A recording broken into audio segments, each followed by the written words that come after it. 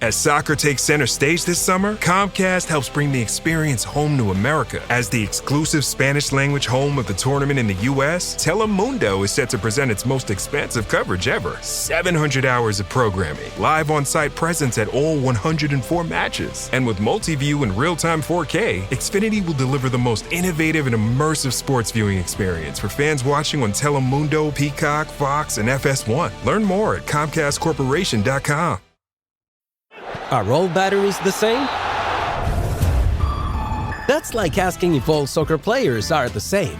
Take Messi, the most decorated player ever. Is there any other player who has achieved that? No, just him. Now take Duracell. Is there any other battery with power boost ingredients inside? No, just Duracell. Remember, goats only trust goats because they're built different. And Messi only trusts Duracell. This Steve Jones Show podcast is now loading. The Steve Jones Show podcast is presented by Sunbury Motor Company and Purdy Insurance.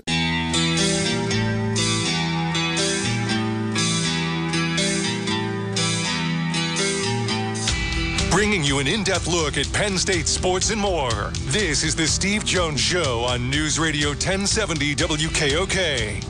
The Steve Jones Show is presented by Purdy Insurance and Sunbury Motor Company. Now from the Sunbury Motor Studio, here's Steve Jones.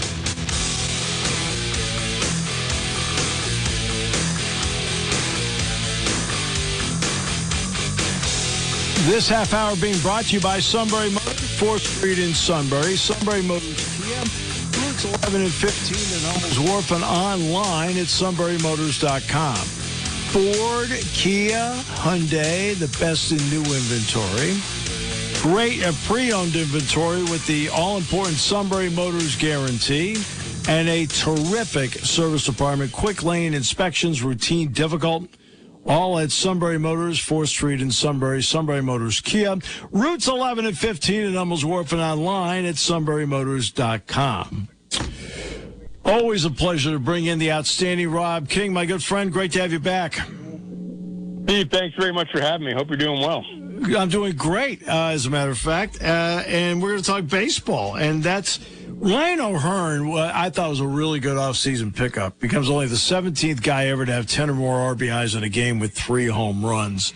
You're watching the performance, as he's going through this. What's running through your mind when you see something like this?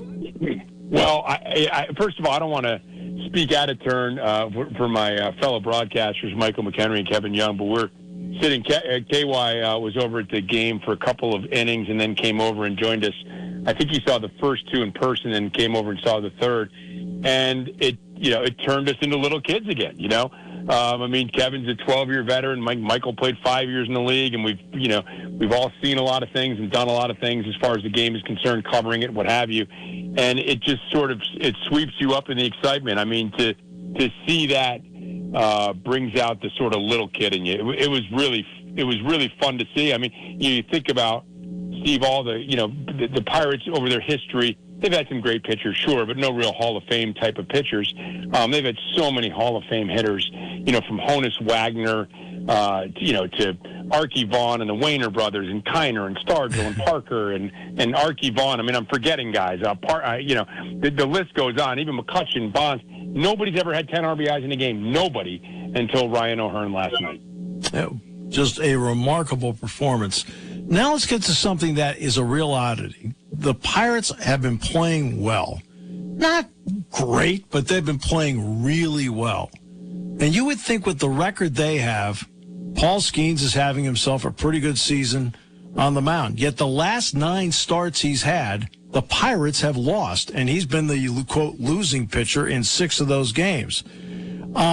Sometimes it's little things. Is there any little thing that you see with Paul Skenes or when he's out there and how the Pirates are playing that's leading to some of these problems? That is an absolute irony. It's a great question. It's a gathered around the water cooler kind of chat in Pittsburgh for sure, and probably around the rest of the league as well. I mean, he had a 5.38 ERA over those 9 starts, Steve. So yeah, there were moments where he pitched well, but I also think that Paul Skenes isn't the type of person who just wants to pitch okay. And for a lot of that stretch, he was just okay. He demands a lot more of himself.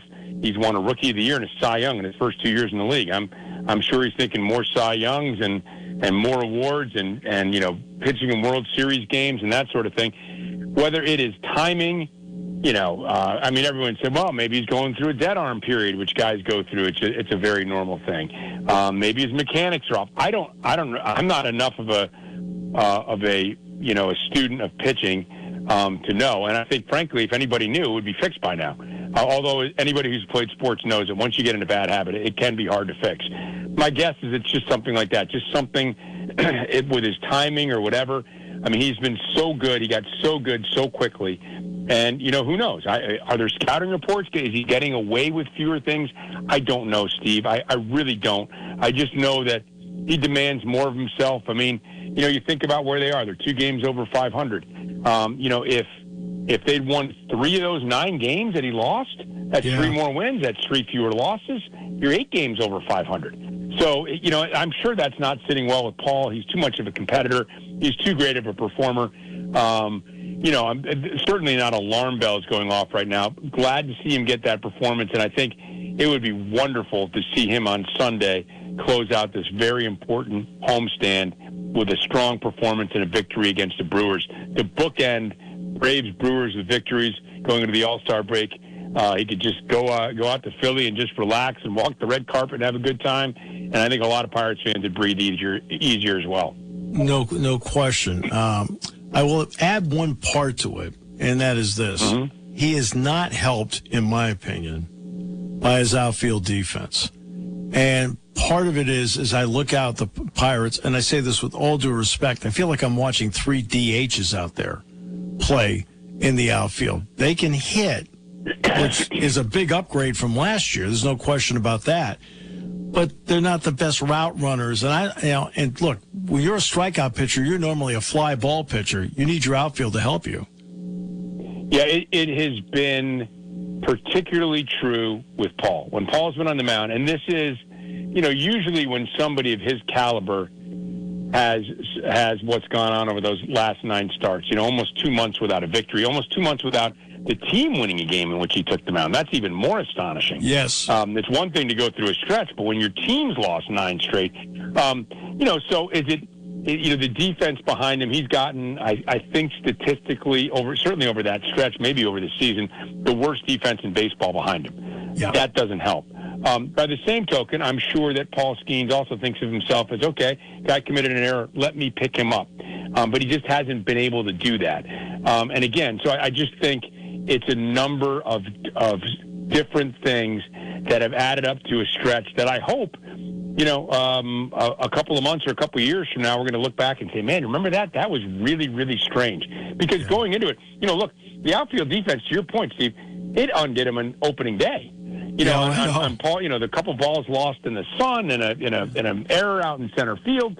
And listen, if, the Paul Skenes that we've known and loved maybe gives up a run or 2 in the first, like he did last night, and all of a sudden you look up and he's gone 7 innings and allowed 2 runs, and we're thinking, mediocre start by his standards, right? Right. But that didn't happen on opening day because the defense got bad and he couldn't catch up. But before he went into the stretch, his ERA in the season was 1.98, which was exactly in alignment with his career ERA. So it's just a strange stretch. And I think the other thing is, the late great Bob Prince called it the hidden vigorous. When something's going the way it shouldn't be going, that means when it goes the way it is going, it should start really going well. And maybe Paul Skenes will rip off 8 or 9 wins in a row to help the Pirates get to the where they want to be and need to be in the standings. Well, Rob, let me now flip the script on that, something really positive. Because Paul Skenes will pitch on Sunday, that means he cannot pitch in the All-Star game. But Ashcraft is going to get a chance to go. And I think that's really cool. Tell us about that young man and what he's been able to accomplish that was All-Star worthy in the opening half. He's just he's so good, Steve, and so consistent. Look, he's the guy that had an injury a couple of years ago. They kind of brought him along slowly last year, pitched him out of the bullpen. I thought he would have made an outstanding closer. I loved his attitude right from the beginning. They said, you want to start, you want to relieve? He said, I just want to get the ball and go get outs. I don't care. You hand me the ball, I'll go out to the mound and go try to get outs. Great attitude, you know. And I think the idea, and this is one of those things where, you know, for fans that are looking at innings pitched and that sort of thing, you know, he's thrown more innings than I think they would have envisioned because he's been so efficient. You know, look, it's one thing to say, and there's arguments in the game. Well, what's more stressful? Is it getting up, getting down, you know, getting yourself heated back up and going out for another inning? Is it the number of stressful innings you're pitching? Is it simply the number of pitches you're throwing in a game? Well, he has had so many non-stressful innings, so many efficient innings. Mm-hmm. I mean, I think his strikeout to walk ratio is 5-1. I mean, he just attacks the strike zone, and he's got great stuff. He's got a great demeanor. And, I mean, he has settled into a shoulder-to-shoulder sort of, you know, top of the rotation kind of guy. And, you know, when you, particularly in a small market, but really for most teams, when you want to be good, you need guys to develop maybe beyond the expectations of others around the team that are saying, aha, this is an 80-win team. Well, okay, now we didn't expect Braxton Ashcraft. Okay, now we're going to pump him up to 85, 86 wins just on that one performance alone. You need guys like that. And Ashcraft has been just so steadily dominant. There hasn't been, you know, almost every, I think it's 13 out of 17 starts, he's given up 1 or 2 runs. Right. 1 run he's given up 0, a couple others he gave up some more. But it's basically like the same thing. Are you going to get, I'm not saying he won't dazzle you and throw 7 shutout, but the fact that 13 of his 17 starts, 1 or 2 runs, hey, that's the kind of consistency a team, a manager, his teammates, the organization, the player himself, everybody craves that kind of thing. Really, really well-deserved for him to be in the All-Star game. A pattern to me over the years with the Pirates attendance-wise is that in April and May, it's a little cooler, whatever, so it's okay. But then when school lets out, attendance really picks up. Yeah. What have you seen in the ballpark in the combination of school is let out and the team has played well at the same time?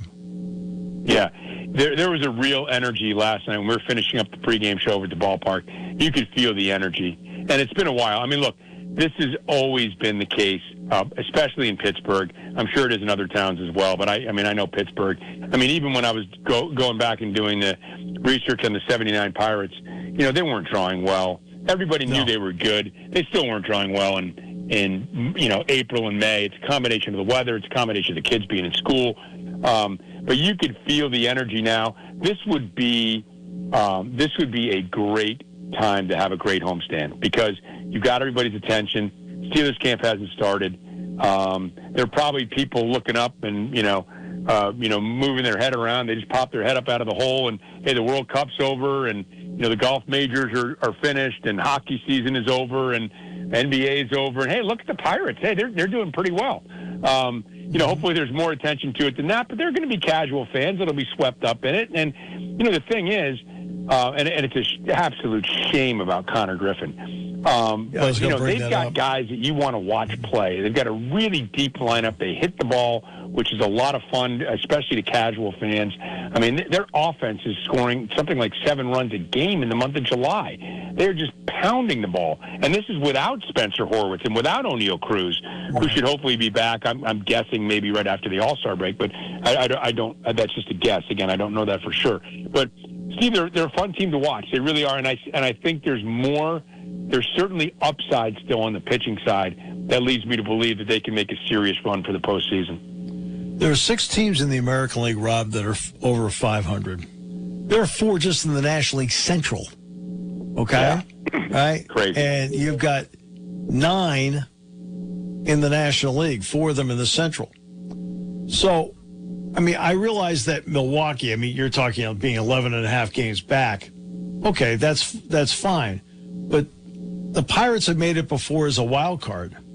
And they're sitting there in this wild card race right now, and they're 3 games back of the last spot. Impressive. What can the wild card race mean to a market like Pittsburgh, where now you may not be fighting for the division, but you're fighting for something? Yeah, especially if they if they can close the gap. It's funny, we were looking at the schedules yesterday of all the wild card contenders. They've all got difficult schedules leading up to the All-Star break. They're playing the Brewers and the Yankees and a lot of top teams and, Seattle, teams like that. So everybody's got it rough right now. I look at these teams, let's forget the top two teams in the wild card right now, the Cubs and the Phillies, and just look at the teams like the Marlins and the Cardinals and the Nationals and the teams right around the Pirates. Well, I think the Pirates are a better team than those teams. I do. And I think that class will tell over the course of the season. Now, maybe teams are better than I think, and maybe, teams, sometimes teams just have those magical seasons. But I would really, really be surprised, Steve, if the Pirates, barring, knock on wood, barring any more injuries, Connor Griffin's a bad enough injury as it is, barring any more injuries, and assuming that they're going to go out at the trade deadline and try to get some help for the bullpen. I think that's the area that people are looking at. There are some signs there. Dennis Santana's pitched better of late. Mason Montgomery has quietly been very solid for the team for most of the year. You got Soto back there. Some guys that got off to rough starts are bouncing back a little bit, but another arm or two wouldn't go amiss. I think that maybe they get a right-handed bat to help with their troubles against left-handed starters. I don't think they have to go crazy adding at the trade deadline to put themselves in a position in which they should be one of the front runners. Now, the problem with letting some games slip away, the bullpen has let some leads slip away, some other things have happened, and the fact that they haven't gone on a tear, the longer this goes, the more 1 4-game losing streak puts you in great peril. Yes. And the more, if you can't start putting things together, you're going to need to do something heroic, like win 7 or 8 in a row yourself. They're not there yet, but they're also not in the wild card picture. So they need to start making up some ground. All right, so, Rob, you can make a deal. Part of making a deal is what you have in your organization, your minors. But do the Pirates have anybody, how deep do the Pirates consider their minor league system to be? And B, is there any help from a guy or two that short-term can help out? I think those guys are here for the most part. And, there are some guys at AAA, some names like Justinson Garcia, Rafael Flores, Tamar Johnson. They're prospects, but they're not having very good years. They don't, sort of imbue you with the belief they're going to, they're not. Well, let me put it this way. Forget the belief. Let's talk about reality. They're not hitting 300 and knocking the door down between Indianapolis and Pittsburgh. So there's nobody doing that on the offensive side. And pitching, they're going to get Wilbert Otell back, I would think, soon. He pitched 2 rehab innings last night in Altoona. He'll help the bullpen some. I think that the guys are here. When you went into the season, it was, I think, the 4th-ranked system in baseball. Well, a lot of that was Connor Griffin. Bubba Chandler was still considered a prospect. Those guys are in the major leagues right now. Esmeralda Valdez, he's in the major leagues. So you've graduated some of your top prospects. The other top prospects in the system, by and large, are a little bit further away. So you're either going to have, but again, there aren't that many guys having, of the top prospects having incredible seasons where if you needed to go outbid somebody for a particular player, again, not knowing for sure how other organizations value the guys on the Pirates, I don't know if there's enough there to do a blow-away kind of trade. But I also don't think they need to do a blow-away kind of trade. The issue you're going to run into is what you referenced earlier, 9 teams over 500. If I'm the Cincinnati Reds and I'm getting Hunter Green back, hey, I'm playing out the string to the trade deadline, too, to see if I can get hot. If Chase Burns and Hunter Green and some of those guys going back-to-back starts, you could rip. There might be more teams in there.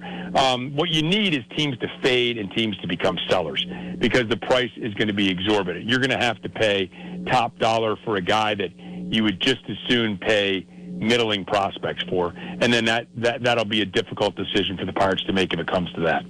But you did bring up something, though, because to me, guys returning is the equivalent of making a deal without giving up anything.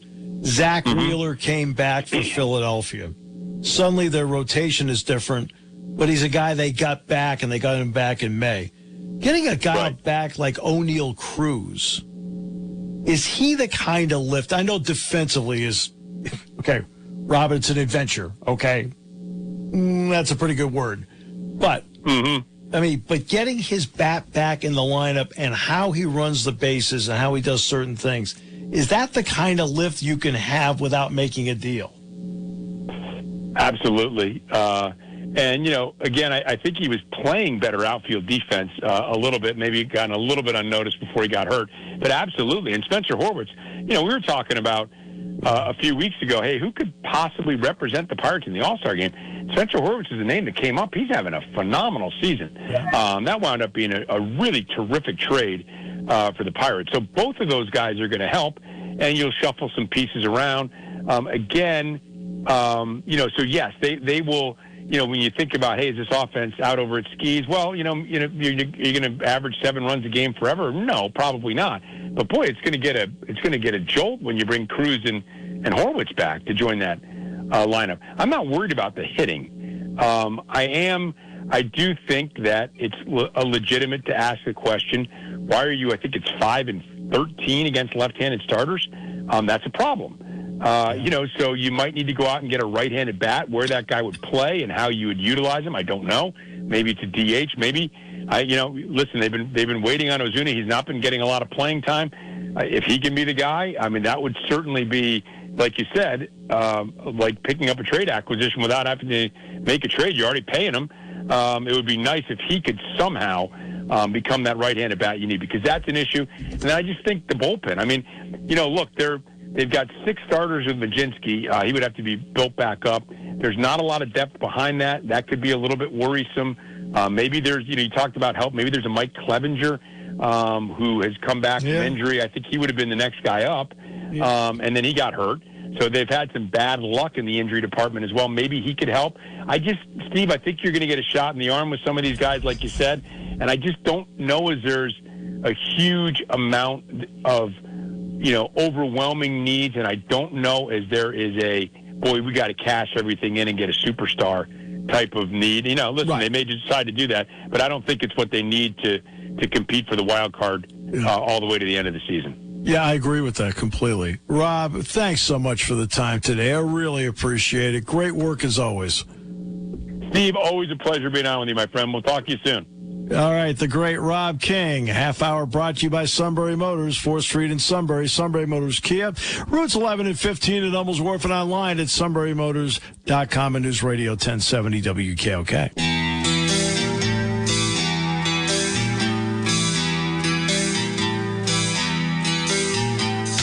Bringing you an in-depth look at Penn State sports and more. This is the Steve Jones Show on News Radio 1070 WKOK.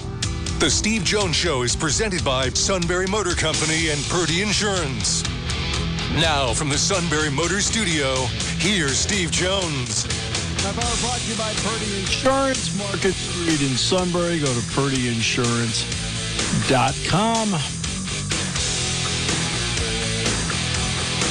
Auto, home, life, business, boat, motorcycle, RV. Look, over and over again, they do a great job of making sure you're fully covered, you're fully insured.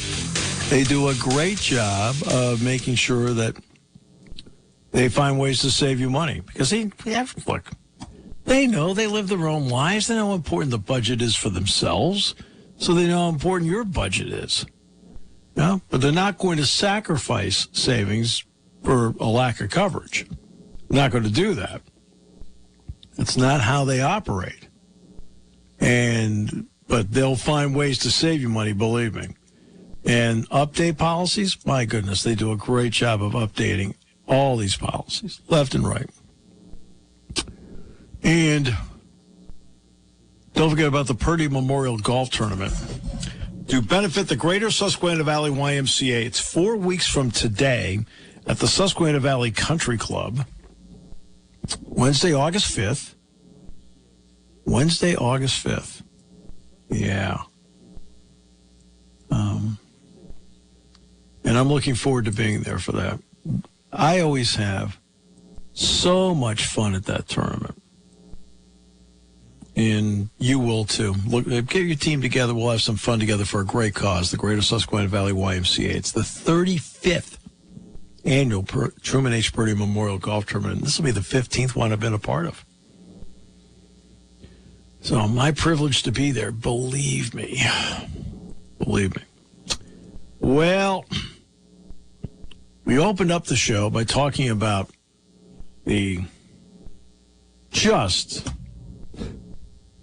let's be honest with you, about the horrible response by the Big 12 on the Texas Tech situation. Like, what are we doing here? Like, what the heck are we doing here? And so they go out and they do this. Okay. And it's a terrible response on their part. Terrible. Well, now you have Cincinnati being looked at. The NCAA has sent a letter of inquiry to Cincinnati, centered around Brendan Sorsby's time with the program. He spent one season at Cincinnati, right? And they got the letter today. Scott Satterfield, now this is one justifiably. Justifiably, Scott Satterfield, the head coach of Cincinnati, had no comment on this today because that's something you can't comment on right now. And so a Cincinnati spokesperson declined comment, but provided a general statement on the months-long situation involving the former quarterback. He said, we've had continuous conversations with the NCAA since the initial reports related to impermissible sports wagering began. As we stated before, we do not believe any athletic official or staff member was aware of any impermissible sports wagering. So as you know, and we pointed this out before, he did play 2 seasons at Indiana. One season he only played a game. That was Penn State. Then the next season he played a lot, including starting and being the only quarterback to play in the game against Penn State in 23.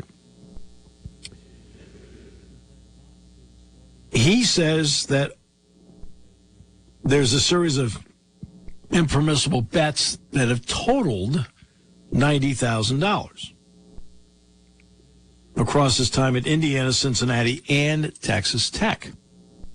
Okay. So,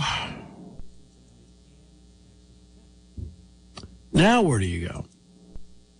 So, the part in Indiana has been discussed, and nobody in Indiana knows what the heck is. I mean, nobody knows.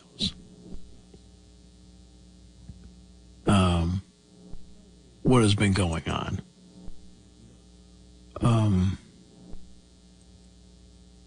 Because you can just tell they didn't know at all. And you have to remember something that has to be remembered by people. Whenever something like this comes up,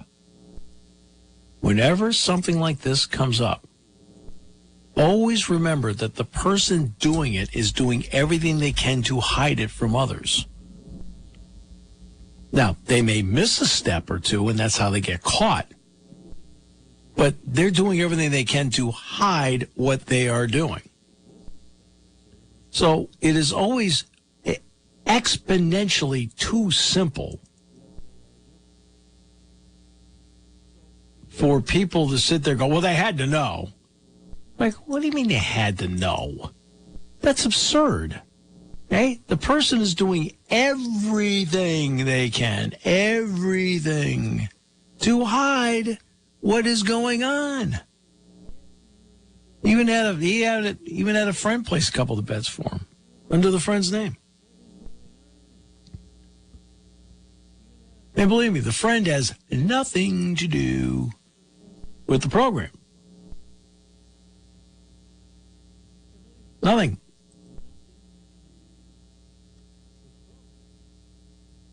Not like he gave the money to a teammate, and he's not going to do that. He doesn't want a teammate to know. We do know that among these bets, it is alleged. It is alleged that when he was at Cincinnati, at minimum, he made bets on the Cincinnati basketball team. It is alleged that there were times he bet against the Cincinnati basketball team. Okay.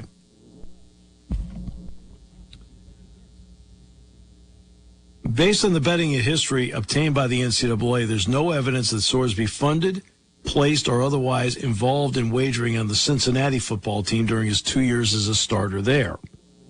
Okay.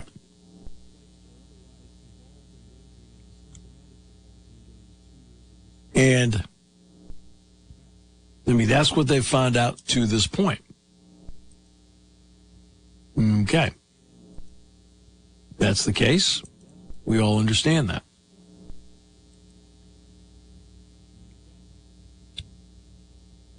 And we talked about the Big 12 lawsuit. They filed a lawsuit against Texas Tech and Texas Attorney General Ken Paxton on June 15th, seeking judgments and injunctive relief, affirming the Big 12's authority to enforce its bylaws and sanction Texas Tech if Sorsby had played in any conference games. School announced Sorsby's departure from the program the same day. Sorsby officially dropped his lawsuit against the NCAA on the 18th. Last month, Ron Slavin, who was Sorsby's agent, told Dallas radio station 105.3 The Fan that Cincinnati should be questioned or catching heat for its role in the Sorsby saga, stating that the school knew of Sorsby's gambling for 2 years and never said anything. Now, keep in mind, Cincinnati is also suing Sorsby for breach of contract following his transfer to Texas Tech. And they have denied Slavin's claims and issued a statement to ESPN in the matter. All of our student athletes receive extensive gambling education multiple times throughout the year, and we would never knowingly play an athlete who violated NCAA sports wagering regulations. If we ever became aware of impermissible wagering, we would report to the NCAA and comply with the sanctions. This episode is brought to you by Google Health. Stop chasing someone else's definition of health. What matters is what's healthy for you. Google Health offers a new kind of coach built with Gemini for effortless tracking, sleep insights, and holistic coaching tailored to you. Visit googlestore.com to learn more and start a new relationship with your health. Requires Google account, Google Health app, internet, and Google Health premium subscription. Features subject to change. Availability and results vary. Not intended for medical purposes. Works independently of Gemini apps. Check responses for accuracy. Pay's checkout is offered by your banks and credit unions. So when you shop online at participating merchants, your cards appear in one place, ready to use and kept up to date. And the best part, your actual card number isn't shared when you check out, because boundaries are healthy, like no work emails after 6. One small step for boundaries, one big leap for checkout. Pay's, it checks out. Activation required. See Pays.com to learn more. Terms and conditions apply.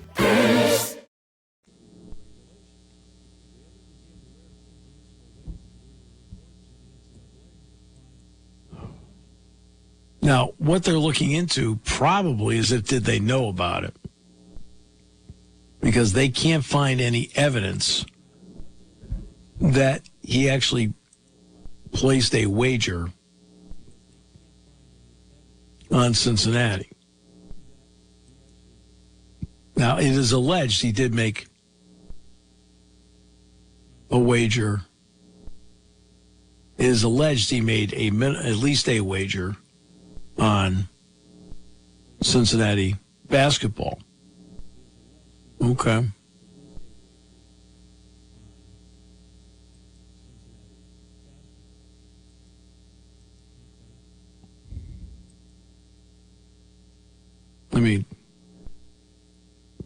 And there's some that go even further that say that is alleged he may have wagered at one point or another on Cincinnati basketball to lose. But again, keep in mind, in an issue of fairness, it's too easy for people to look at some of these, when they look at allegations, and they'll say, well, they had to know. It's too easy to make that statement. You have to remember over and over again that the person making these moves is doing, because they know they're doing it. They know they're doing something wrong. They know it. They know that. And because they know that, they're doing everything they can to cover their tracks.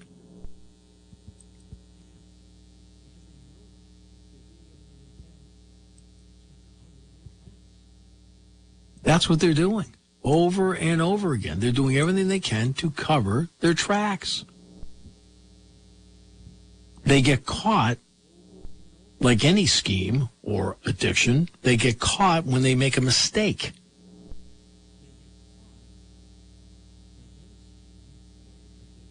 Now, sometimes the mistake is registered because, let's just take the gambling part of it. Sometimes the mistake is made in that you gamble in such a way the state gaming commission flags you.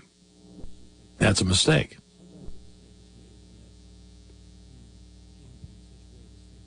Obviously, when it came to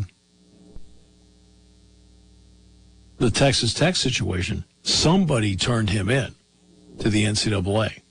Who turned him in?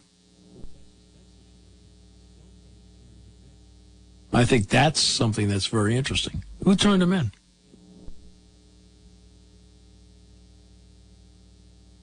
I think a lot of people would like to know that. Was it actually somebody at Cincinnati? Well, if it's somebody at Cincinnati, say, for example, let's just take it one step. Let's go a step beyond this. If it's somebody, quote, at Cincinnati that turned him in because they're mad at him. Right? They're mad at him. He left. And allegedly his contract said there was $1 million buyout, which it is alleged he didn't pay. Okay.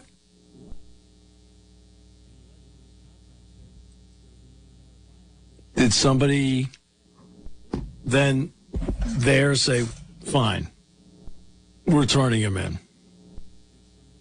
That's probably what the NCAA is looking at right now.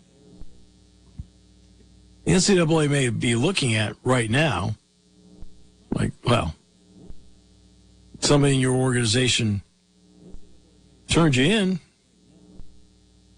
and because of that,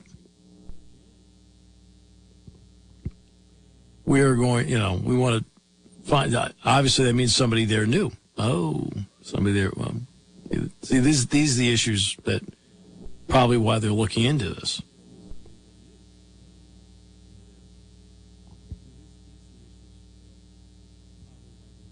I mean, how did the NCAA find out in the first place? Believe me, it wasn't their crack staff that found out.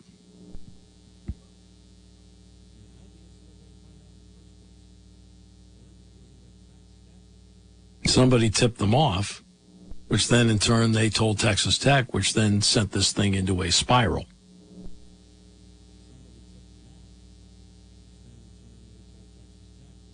So now they're going to look into the Cincinnati part of it, because again, if you're trying to put 2 and 2 together and equal 4, there is some logic behind he left.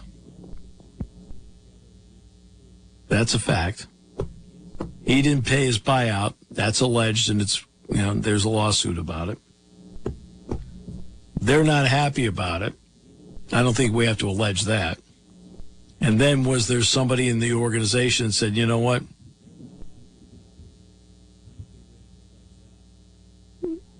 Why don't you guys look into this? And it would be their way of sticking it to them. Well, if that's the case, then how did you know? And that's what the NCAA wants to know, I think, essentially.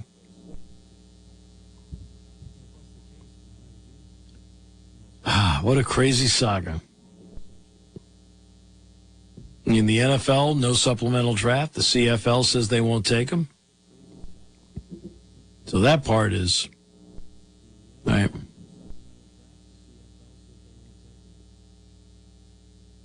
That part's settled. He's not playing football in 2026.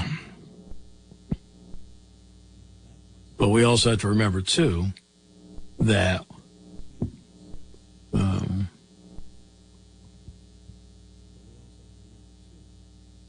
that with an addiction, and it is an addiction, these things are very, very difficult to overcome. It's very difficult to overcome. If you're addicted to alcohol, it's an everyday fight. How many times have you heard about, like, I got close and I called my sponsor? Like, it's like that kind of fight. Drug addiction, everyday fight. And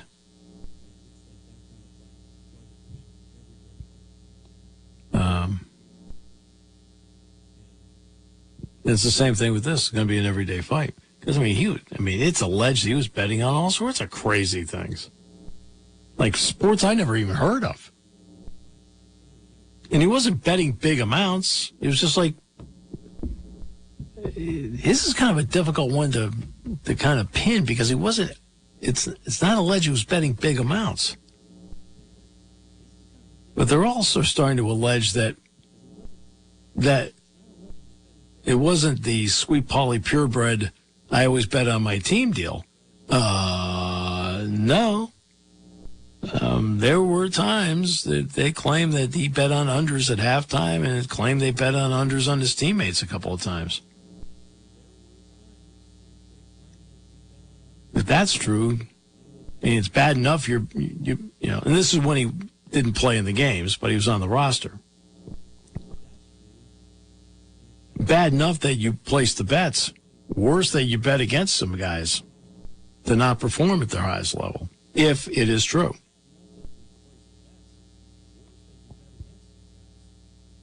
So, now it's the Cincinnati part of it. And we'll see how this one ends up playing out.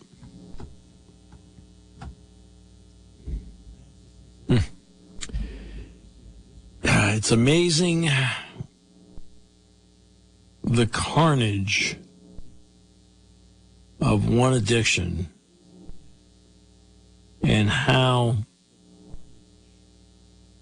it trickles down and affects so many along the way. What did you know? When did you know it? And I think that's what people are wondering. I mean, the NCAA, unless it was the Charlie Brown call, wah, wah, wah, wah, wah, source beat betting, wah, wah, wah. Yeah. I mean, I'm sure when they got turned in, somebody put their name behind it.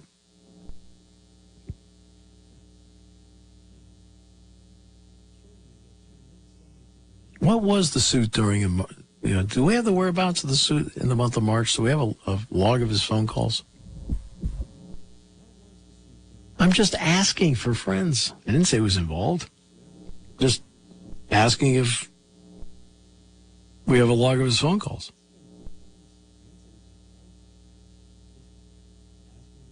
In the month of March.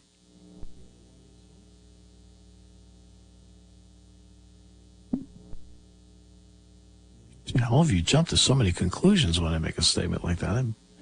I don't understand. I mean, except for local authorities, nobody ever calls him. Calls out a lot, hoping somebody will answer, but yeah.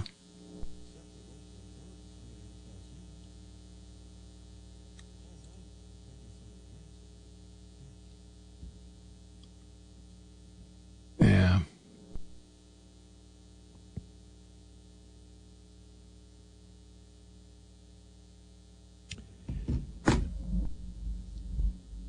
I mean, do you know where he was in the month of March?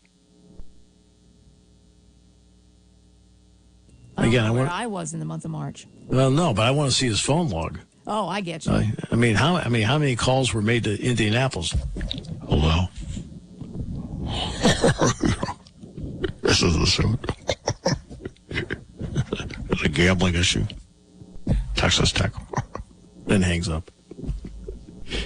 No, that call wasn't made. It's our guy. Our guy.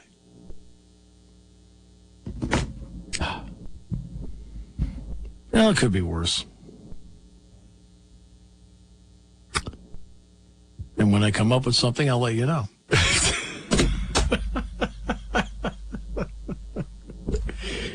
Okay. So, down the stretch, first half, Philadelphia hosts the All-Star game. It was great to have on the show Dan Baker the other day talking about how he'll be the game announcer for the All-Star game. Interesting, the Home Run Derby's on Netflix on Monday. Now, I don't have Netflix.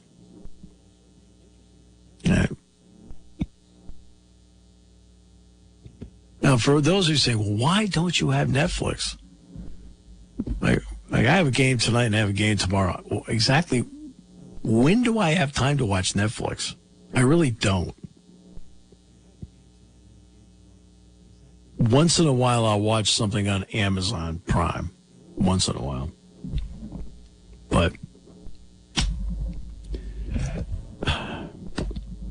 I haven't really. I don't have Netflix. I think Elle Duncan left ESPN, and she's now the sports host at Netflix. But they'll be doing the Home Run Derby as part of their new deal. And I think, what do they have, 4 or 5 NFL games this year on Netflix? I mean, I will consider getting it. But part of this is about time. For me, do I have the time to do that?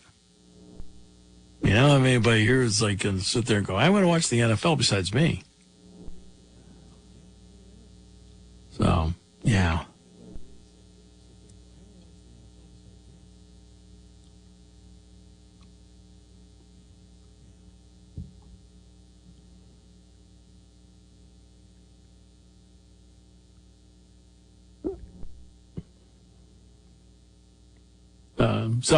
Yeah. Tomorrow, more on baseball. I don't know how much more of the World Cup I'm going to do. The United States not in there I don't know. The Big 12 thing yesterday was just bizarro world. That's how a commissioner handles himself with the media. I'll never forget Kevin Warren. Kevin Warren's first press conference with the Big Ten thing was just bad. There's no getting around. It's bad. So the second year, he was better, but every single question he was asked, he would start with, that's a great question, which means you're trying to sit there and think of an answer. You're just buying a little time by, that's a great question. Oh, that's a good question. Oh, yeah, that's a really good question. Well, yeah, and you go from there. Yesterday, this guy's supposed to be some sort of media savvy guy in the whole thing, and he handled it. It's like, on a scale of 1 to 10, I can't even give him a 1. Now, when it came to promoting Monster Energy, I think he probably got a 9. And there isn't a single person in the room that cared about Monster Energy. They cared about how you handled the Sorsby thing and about the lawsuit. And he tried to. The question was read because the question was then had to be reread. And obviously there was a typo because it's not tortillos, it's tortillas. And when you say it the same way twice, when you do it once and then repeat it, that's not good either. That was, let's put that down as one of the worst exchanges I've seen between reporter and a subject in a long time, because they both ended up with failing marks.